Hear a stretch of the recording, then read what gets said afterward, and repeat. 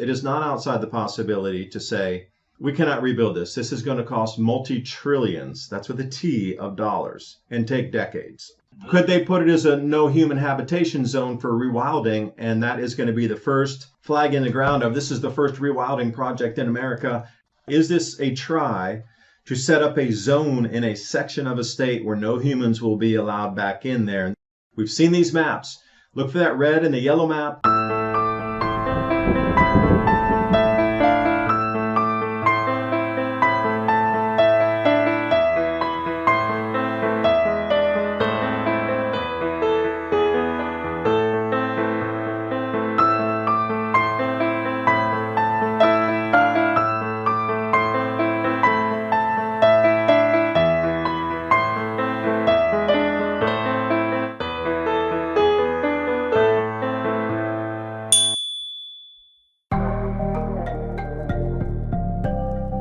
Welcome, Eagles, to another edition of Tradcat Night Special Guest Exclusive. Folks, we're finishing up strong with one of my favorite shows to do every month with David DuByne of Adapt 2030. My goodness, is there an awful lot to talk about. All the latest Earth changes, sky phenomena, apocalyptic signs, maybe a little prepping advice, too, by the time we're done. We always like to do that with David. And David, thanks so much for joining us. And man, love doing these shows. Appreciate all your insights. I'm curious your take on Hurricane Helene. And of course, we had Milton following suit. And the overall point to me is what's happening organically with space. Again, there's a whole theory of Planet X, or is it just the sun? Okay, let's push that aside for a second. But we all know that there is such a thing as HARP or scalar. But I think you want to present the case today that might not be as much as a factor as we're indicating. I do know that their plan is to destroy coastlines. They want people off of coastlines and to move people into smart cities. Tampa was a smart city, and some of these other cities that were in and around the affected areas there in Florida are smart cities. Bill Gates has got his hand in that Tampa Moves project, Phoenix 2.0, I think it was called. And again, to purposely displace people and get them moved into smart cities. But break it all down for us. How did your area hold up? Samantha Wiesing's from Tennessee herself. She did okay. How did you hold up? Yeah, a lot of damage was north of us. About 35 minutes north is where the line was driving. So we just had a lot of big trees fall down on the property here.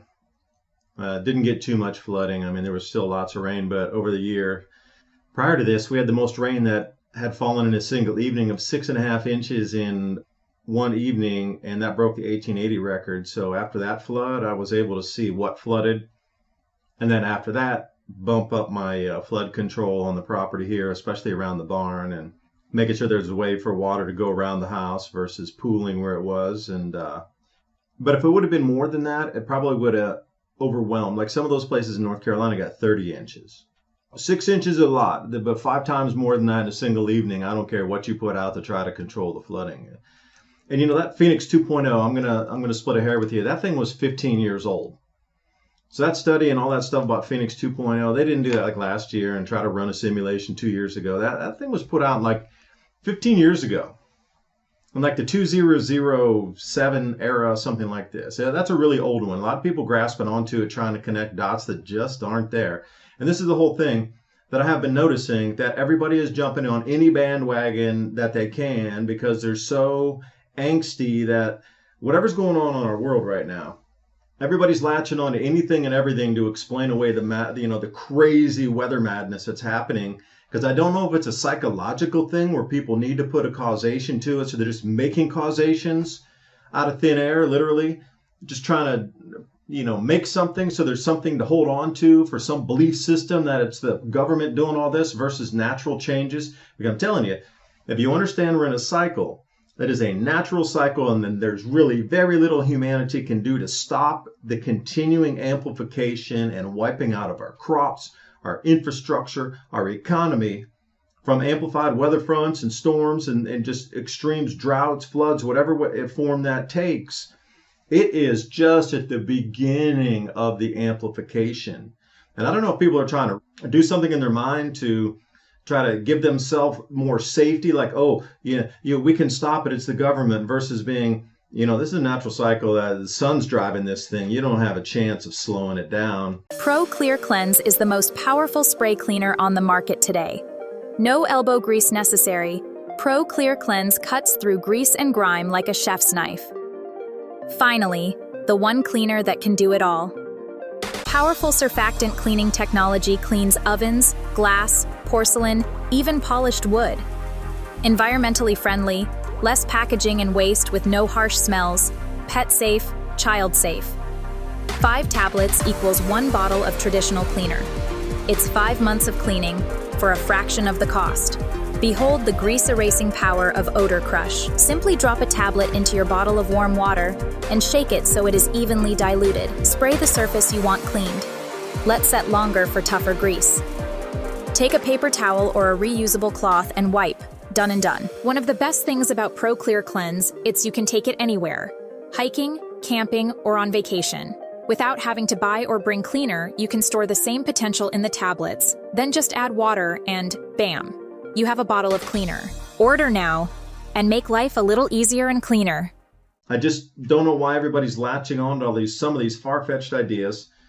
But every single event coming now has to be geoengineering. It has to be weather modification. It has to be this. It has to be that. Can there be anything natural that is just growing because of more moisture in the atmosphere and bending and decreasing magnetic field on our planet, along with increased solar activity, driving more electricity into the face of our planet, down the poles? It's amplifying all these events. Does everybody have to come up to as a cloud seeding program that it can't be natural variability and magnetic changes, electromagnetic differential happening on the planet? Is that terrifying for everybody that they have to go? It's always weather modification. This is where I kind of get bent into the thing. Like, y'all got to stop out there and look at other causations versus every single time somebody farts in the wind, oh, that was government modified. It's got to stop. This is getting to the point of being absolutely ridiculous right now. Yeah, I've always said the bigger picture is something, bigger out there, dealing with either something in our solar system or the sun itself or something along those lines. We do know geoengineering exists. That's been declassified. But what would you say to someone like Dane? Dane actually stopped doing my show because that actually was my opinion. Like, the bigger picture is what you and I would believe, and he stopped doing my show years ago because he's just 100% geoengineering. Have you ever interviewed him or talked to him? Does he avoid you because you don't say everything's geoengineering too? I'm curious, because he avoids me like the plague now. I've had many people who know him, and I've asked for personal favors for them to reach out to Dane personally and say, David would like to talk to you. But because I don't believe that everything in the Arctic is geoengineered, that I believe in, these longer term solar cycles drive electromagnetic field changes which would, for you and I, on a just easy basis to understand, there's either less electricity coming down those magnetic lines that connect from our planet back to the sun. And more electricity coming in heats things, and less electricity cools things. So if you're going to talk about ice ages, our sun turns off. So there's way less vibration, there's way less movement, there's way less heat, and then you got the inverse. If you looked at Dr. Roy Spencer's site over last month at University of Alabama, Huntsville, on the global temperatures on the satellite lower troposphere, massive spike in heat. But then if you look over at Cicelo and take a look at the sunspot correlation, 100% match. Massive increases in solar activity, sunspots, X-flares, just ridiculous amounts of output from our sun that was not forecast by anybody. Everybody got it wrong this solar cycle, including me. I was calling it going less sunspots, going cooler for the grand solar minimum. A lot of other well-renowned solar forecasters, physicists, astrophysicists, whatever you like to term them as, they all got it wrong too, because they were way under the count. Something has gone awry in the sun. But if you were looking at some sort of strange change coming in, I was saying that the strange change is going to cause massive cooling on the planet, reduce our crop yields, and then it's going to upset society. So I was looking for a change, but I think I got it wrong in this solar cycle, that the same change seems to be occurring and going to begin here. Now, a lot of space agencies are coming clean, going, oh yeah, solar cycle 26 is going to drop out. Sunspot activity is going to go to near zero in the next solar cycle after we come off this one. Yeah. But I encourage everybody, Look at CISLO, and then match it up with University of Alabama Huntsville global lower tropospheric temperatures, and you will just be jaw dropped in the back of your chair. You'll be like, no, how can nobody see this? I want you to give us an update to the comet that I think you saw that you've seen here in recent times. It's the Ohio Valley, and I guess it depends on where you are in the Ohio Valley, but it's pretty nasty with the cloud activity right now. So I don't think I'm going to be able to catch it. But before we even do that, do you think with the narrative of like HARP and Scalar and all that, do you think that's something that the government wants to have out there and perpetuate? I mean, you saw the aftermath of Hurricane Helene. I will say with the massive amount of devastation up there, they are going to have to rebuild half of North Carolina from the ground up. There are no roadbeds left to even build or resurface a road on. It's not like you're going to go in and resurface. It's gone. The rivers changed, the streams changed, everything has changed so much course that where there were once neighborhoods and roads, that's literally the middle of the river now. So we're not talking about rebuilding anything. We are talking about from the ground up surveying to put a roadbed in, to actually put a surface on a newly constructed, brand new, from the ground up construction. And that would include all the water piping, sewage, conduits, anything. Pipes were absolutely just ferociously ripped out from these torrents of water. There might be smidgens and bits left that weren't damaged, but overall the entire system has been wiped out and washed away. Same with the electrical. There was a huge amount of communication down because the towers were flash flooded off the hills in mudslides. So I think it was more than 24 mobile phone towers literally were washed away. They don't exist anymore. They were washed off the hills. Start to get into this type of, okay, they got to rewire the entire place. And almost all the telephone poles that at least I saw in there, every image, are either bent slightly, off straight, off that vertical position, or they were snapped, or they were washed away. So when you look at this and you go, all right, they're going to have to literally rebuild part of a state. In Tennessee, too, in the eastern quadrant out here, when you get up toward Newport and that sort of area. Now, maybe Tennessee could take care of it because it's only that edge of the state. We're talking about North Carolina. We're talking about half of a state. So it is not outside the possibility to say, we cannot rebuild this. This is going to cost multi-trillions, that's with a T, of dollars, and take decades, or a decade plus, on a Manhattan-style project with all road construction crews descending onto this state. Could they put it as a no human habitation zone for rewilding, and that is going to be the first flag in the ground of this is the first rewilding project in America, that no humans are allowed in these zones anymore, and we're going to start it and we confiscate the land. There's been a lot of lands confiscation, eminent domain from the U.S. government, I will admit that. But is this a try to set up a zone in a section of a state where no humans will be allowed back in there? And this will be the first of what we will see as the gameplay for in these natural areas. We've seen these maps. Look for that red and the yellow map where there's little slivers of corridors for humans to live, but the rest of it's pretty much been rewilded. That's exactly what they want to do. And look for them to start there first. Yeah, no, all very interesting. Talk to us about this comet that, as long as the sky is clear, I think most people can see now. But yeah, the latest sky phenomenon, Aurora Borealis is happening, second moon in the sky, close passing asteroids over the past month. What some people are claiming is the Star of Jacob up in the sky now, which I have indicated this could be a clear-cut case sign that the Antichrist could be right around the corner with all these earth changes about to happen. I mean, what's the big takeaway here? You mentioned at the beginning of the year, October was going to be very spicy, and it sure is picking up speed, right? I mean, October's been pretty dicey already. We still got a few more weeks to go here, but what kind of stands out to you, and what do we make of this comet that is now visible? Well, I haven't heard the Star of Jacob unless it's the supernova, the Aurora Coronale. Yeah. Yeah, the TCBR. Yeah, TCBR. Okay, that one's on about an 80-year period, as far as I know. But again, that validates the electric universe theory, where that star is stuck at a Z-pinch, and those double layers of plasma that control that current inflow onto the poles seem to collapse on an 80-year event, which sends off that micronova, and then that double layer of plasma reestablishes itself above the north and the south pole there until it overcompensates and the capacitor blows out and that current flow comes in and whoosh, you get it. Now ours is on a 100,000-year pattern. That one's like on an 80th-year pattern. Same but different. Same rules apply. Electric universe, if you can understand that, plasma flows. the sort of electric currents through space, that explains that one really easily, but on a much shorter time frame than we're used to into our ice ages and out of them again. But traditions around the world really don't look very highly at comets because generally they bring disaster and illness with them. And the Chinese are absolutely no fan of comets. They always, every time they see it, they have full diagrams of each kind of a tail that a comet would have and what kind of disaster you could expect by the tail formation or configuration. I believe we're going to be seeing a lot more meteorite and fireballs and meteors in our skies for sure. We're going through debris regions dense to space. We got all this gravitational welling happening with the planets in this squaring formation. This is the biggest comet we've seen since Hale-Bopp. And how does the psyche really work with humanity here? That's interesting. I've had even a few of my followers say that in recent times they felt like sort of like an angst or an inner anxiety, and that's something I didn't consider considering this comet's out there and how it actually affects us.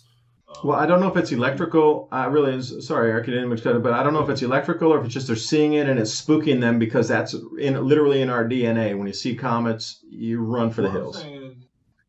I'm saying that they're not even aware that this comet is here. They feel like they're extra anxious and they kind of can't put their finger on it, or they feel, I don't know if I want to use the word angry. I talked to a few people behind the scenes the other day. They said they're blowing up on small issues that like wouldn't normally happen before. And I know I've done shows with can't remember if it was with Ben, but like Marshall Masters and some other folks, and we tried talking about the effects upon a human as either a comet is passing or a planet-sized comet or whatever might be rolling through. Maybe it's even a mini solar system. Who the heck knows? But just affecting us. We talk about like the earth and the environment, from Catholic prophecy, you can see that it's definitely something out there, right? Especially with the 3 days of darkness prophecy, because my goodness, it's like everything is sort of happening at once. And, even thunders will be destroying cities and causing large sinkholes. Like that's crazy to even think about, because we just went through a nasty thunderstorm. It was like last week that you could feel it in your feet, and that'll get the hair raising up on the back of your head. To think that like whole cities could be annihilated from thunders is pretty nerve-wracking. But I don't know, just your thoughts on that area. I don't know if we've ever discussed that before with like something like a comet passing. No, never have. But it's interesting you mentioned that. Just popped a thought in my head here. The World Economic Forum, Klaus, remember he said we are entering an angrier world. Well, see, that kind of elite would understand the cycles better than most because they would have, access to information that's not generally available to, I would say, 99.9% of the public in terms of historical records stretching back 500 or further back that are really very detailed records. What they give us in the museums is literally just a fraction of 1% of what's really stored in these museums. You have to realize that in your average museum, like 95 to 99% of everything in the museum is not on display. So if you take it that direction, what if they knew a collapsing magnetic field coming into this time would create perceptual changes in the human domain, and that would result in higher anger and angst, as well as being able to see through the veil, for a better term, on like how you decode this reality in front of you might change and what you see and perceive and how you perceive it. So, that anger fits kind of right in there. The sinkhole thing is interesting for me because I want everybody out there to look at Turkey, because Turkey seems to have this. I just was watching an article. It's the first time for me to understand this too. I was up on Telegram and somebody was showing some big sinkholes in Turkey, and I was like, man, those are big. Because I'd seen something like that in Siberia a few years back. These like big ones. They seem like discharge holes or something. And they go, this is the 2,500th one that we found. And I was like, what? You got 2,500 of these same sinkholes that have been occurring in Turkey in the last, several years? And I was like, what? So there are areas on the planet that seem to be more electromagnetically sensitive and showing responses in the Earth's crust than other areas. And as a result of, like you said, we're going to have so much happening as a result of this one. I'm sure there's going to be more to come. Scripture makes mention of wormwood. There's also another one mentioned in a Catholic prophecy, which really is going to do far more damage than something like the one. What is this one called, by the way? We got the initials or the acronym for this one that's passing by right now. I know I mentioned it briefly. Atlas, that's it. The Comet Atlas, and that's the one you can find on the Sky Live to see exactly where it is, the brightness. It will be visible for the next 2 weeks. For those of you, you need to look directly west into the setting sun, and after the sun sets, probably 30 minutes or just barely after it gets dark. Like over this next week, you can go a good hour, 2 hours after sunset and see it, because it's going to keep rising in the sky. Now, talk to us about your latest video here. Why is so much food disappearing? Again, I have several thoughts that come into my head, but without watching this video, what did you get into there? Are we talking like taking out agricultural air? Like what were you discussing in that video? That you need to be on a chicken registry now in the UK. So if you even own one bird, you have to register on their database of owning a chicken. Now, what's funny is so many people, went to their supermarket, bought a chicken, and then registered their cooked chickens on it. They even went to McDonald's and started registering individual chicken nuggets. So it crashed the system. So they're like, you have to do it by paper. And everybody's like, no, it's a digital thing, because I'd sent it by mail, but my mail's lost. You didn't get my application. So all these people are calling in going, I sent you my application, but you didn't get it. Just trying to break the system again and try to just shut the thing down, which is good. Hey, welcome to 2024. Right. And I don't know if I can make a suggestion, maybe like a little Halloween costume for them, maybe turn your chicken into a cat or something. So when they show up and be like, no, that's just Roger, my cat, or make it look like something else. My chicken identifies as a cat. I wasn't going to register as a chicken. How dare you? Oh, wait, one more. Eric, can I throw in one more? The thing about that food, the third part of that story on that video was, so in Australia, the local fruit growers, and some of them, have been there for 100 years with their orchards or into all these co-ops and everything that buy for them and then sell along to the supermarkets.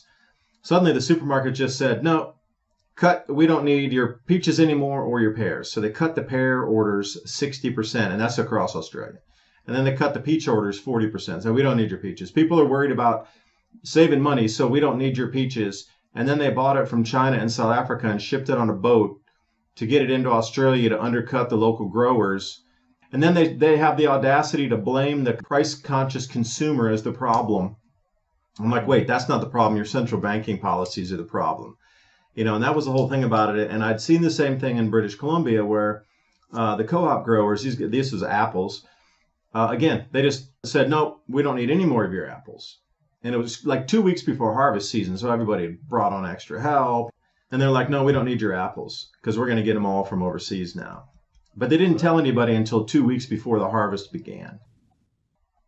And then, like, what happened since they pushed this port strike thing back? And there were some citrus items, I think bananas or whatnot, they said might be short if that strike was going to continue on. But I think it's going to resurrect itself back January the 15th. So, like you're saying, right, it's not necessarily a supply thing right now. But what if we get to that situation where whatever, it's a full-blown strike and whatever is going to happen with the port strikes come January 15th? And I'm expecting I'm preparing for the worst there. And we can't get stuff in via that route. It almost seems like it doesn't really matter if it's supply or demand. Like people aren't going to be able to get their products. And again, all the more reason to make sure that you're doing this by, doing this on your own, hydroponics inside, and make sure you got your seeds, go out in the forest somewhere and hide. I don't know. I wouldn't be relying upon the supply chain here in the next 6 months to a year. Or ever. Or ever, really. Yeah, even beyond that. Well, we'll say the same thing 6 months from now. I think really just more that supply chain thing was just a test to see could they drive everybody out of fear to run to the supermarket and gobble stuff up again. And the same morons that bought a cart full of toilet paper are the same morons that bought a cart of toilet paper this time again. It's weird.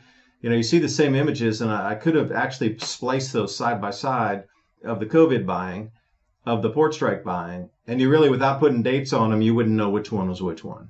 The same fear mechanism pushed the same people to buy the same items again en masse. What drives that fear when you sit and think about it psychologically? Because you would think, okay, if we're possibly talking about food shortages, and again, with the port strike, wasn't necessary that, or there was elements of it. Like, why wasn't there hoarding of the stuff that they said was going to be short? Certainly wasn't toilet paper. Why do we always run to our rear ends, David, and not our mouths? When it comes to the stuff, you think about it, it's so weird to think about. Why is everyone always rushing out to get toilet paper? Are we scared of skid marks or something instead of eating? Like, what's going on here? Again, I really believe it was a psychological operation to gather more data on what kind of people would buy what items. Because if they did it twice and they're the repeat buyers on a stress situation or like a psychological input, this many people are going to buy rice, this many people are going to buy spaghetti, this many people are going to buy tinned cans of fish or whatever. And then this percentage of the population is going to run to toilet paper, this percentage is going to run to junk food. So they can probably already see who's going to survive based on what they're buying, and that, already like trying to suss out who's going to be the most prepared. Because you can buy all the junk food you want, you're going to get no calories, you're going to get super hungry, have no energy. But somebody who's buying rice, beans, that sort of like heavier, dense protein stuff, they're the ones who know what they're doing. And that actually leads me to the last year here before we let you go. I know you got to get going here in a minute. Prepping advice for the month. Again, I keep telling folks this is exactly what I said on the current event show that I did last night. Rice, beans, all the basics. Water too. Now here's an interesting one for you, Dave. It was actually brought to my attention by a TradCat Night member. I certainly am familiar with dehumidification and dehumidifiers, but there actually is what's called atmospheric like water generators, AWGs. I'm not sure if you looked into them. I've been checking it out now for a few weeks and making sure that like enough people were solid on it that have actually used it. You know what I mean? Like nothing too experimental or whatever. But as long as you're not in a dry area and you have like humidity of at least 55%, depending on what model you get, you can kind of just cook out of your air, anywhere between a gallon to 10 gallons, depending upon like how much you want to spend. And if we know there's going to be water shortages or something along those lines, it's something to consider. Just wanted to get your thoughts, your feedback, as I'm kind of like looking at that right now. I know some people claim it's a gimmick, other people really swear by it. What's your thoughts on those, and any other prepping advice you got for the month? Well, my fallback would definitely be life straws and other types of like well-known water purification gear. But that does sound interesting. I've seen some stuff done with that, and the videos I've watched, they're replicating plants. They're replicating surfaces of plants, surfaces of leaves, surfaces of stems and barks on how to get that, but then they bring it into the modern manufacturing on different materials, but they're replicating nature on the way nature captures water. Now, I don't know the validity of it or how efficient they are or, how it works with the electricity and that sort of thing, but I know the tech's been experimented on for quite some time. Back to nature again. And most of these models, it's like a 12-step filtration system too, with like UV lighting, and to like make sure there's no bacteria, no mold. And like I said, with the ones I've seen online with the reviews, and they don't look like paid reviews or whatnot. They look like real people or whatnot.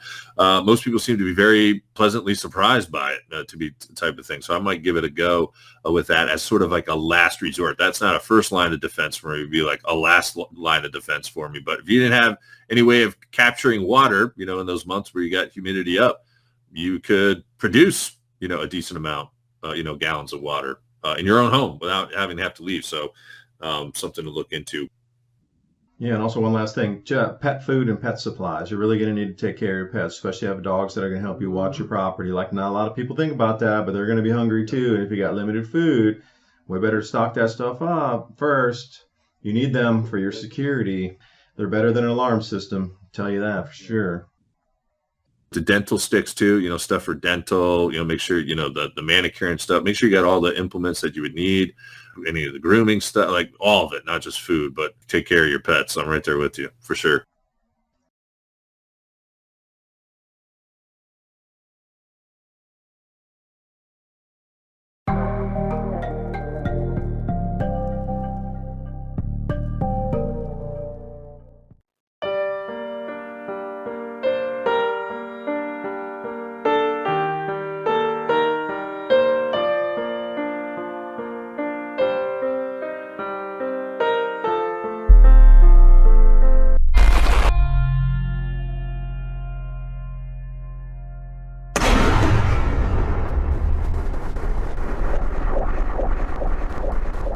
How do you feed your families when the shelves are empty, the stores are shut, and there's no food available? What is the fastest, easiest, and most productive foods to grow? What is the quickest way to get somebody who has no skills at all up and running and producing very quickly? If you understand that we're at a point in history where it is no longer optional to be growing your own food. If you're like really freaked out and concerned because you've never grown food before and you don't have any skills, you don't know how to do that, but you know how important it is, Then I want to let you know, however you stumbled here, you're in the right place. My name is Marjorie Wildcraft. I'm the founder of the Grow Network, and I have been the female leader in the survival and preparedness space for the last 20 years. How to grow lots of food, even if you have no experience, are older and out of shape. This is for people who want the fastest and easiest ways to produce healthy and delicious meat, eggs, and vegetables. Because you know that growing your own food is like printing your own money. During this webinar, you will get status of global food shortages, how long the crisis will last, how much space you need to grow food, easiest, highest calorie foods you can produce, a complete plan for producing all the food you need, how to get started today, regardless of season. Marjorie will show you the fastest, easiest, and simplest ways to produce calories and nutrition, especially in a crisis and/or grid-down situation. The assumption is that you have no experience and you need to start producing food immediately. The most popular part of the webinar is the Q&A session at the end. So please come prepared with your questions.